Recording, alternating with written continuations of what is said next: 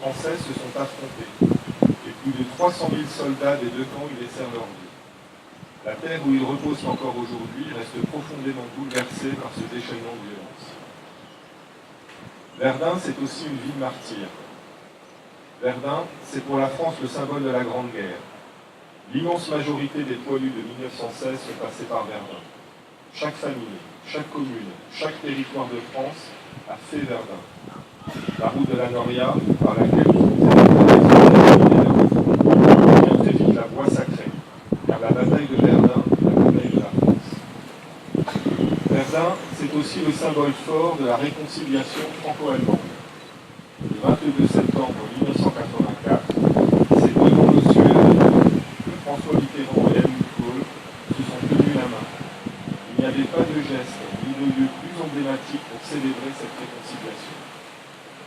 Dans la continuité de ce geste, le président de la République française et la chancelière de la République fédérale d'Allemagne honorent aujourd'hui le champ de bataille dans la ville de Verdun, les soldats et les civils dont la bataille a brisé les destins. Ils inaugurent ensemble le mémorial de Verdun rénové, héritage des anciens combattants, qui rappelle à tous les visiteurs ce qu'a été la bataille des deux côtés. Alors que les derniers témoins ont disparu, il revient aux nouvelles générations de porter le souvenir de Verdun. C'est pour cela que près de 4000 jeunes Français et Allemands, venus de tous les territoires, ont été invités à vivre à Verdun et sur le champ de bataille, ensemble, pendant tous les 3 jours. Ce sont eux qui aujourd'hui sont au cœur de la cérémonie franco-allemande. L'héritage de Verdun doit être pour nous de souveraineté, d'Europe, et l'occasion d'adresser un message d'espoir à la jeunesse. Dies wurde abgewehrt. Die Werke von Toten hinterlassen hatte, startete schon die zweite Attacke. Wiederum gab es grauenhafte Explosionen unserer Granaten, die die Segellöscher in peinlichen Reihen schlugen. Das gesamte Tal schwankt an einem aktiven Vulkan, dessen Lavastrom durch die Leichenhügel blockiert würde.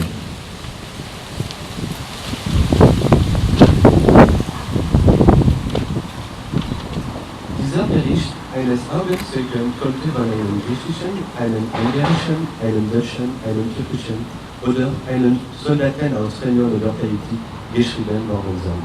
Welche Rolle spielt in einer solchen Situation noch die Nationalität? Werden die Türken oder Feinde alle leiden in gleicher Weise? Das Wichtigste und Wesentliche an dieser Tragödie ist der Blick nach vorn.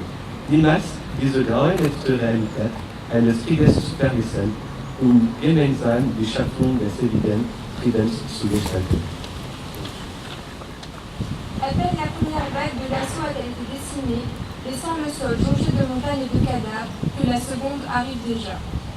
Une fois de plus, nos obus creusent d'horribles trous béants dans l'or. La vallée tout entière est transformée en un volcan dont les issues sont barrées par des amas de trépassés.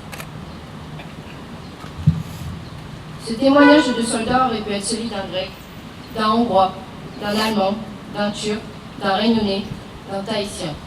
Qu'importe les nationalités. Alliés ou ennemis, tous ces hommes ont partagé les mêmes souffrances. L'essentiel pour nous est désormais de ne pas oublier ce que fut réellement la guerre et pour mieux construire ensemble la paix.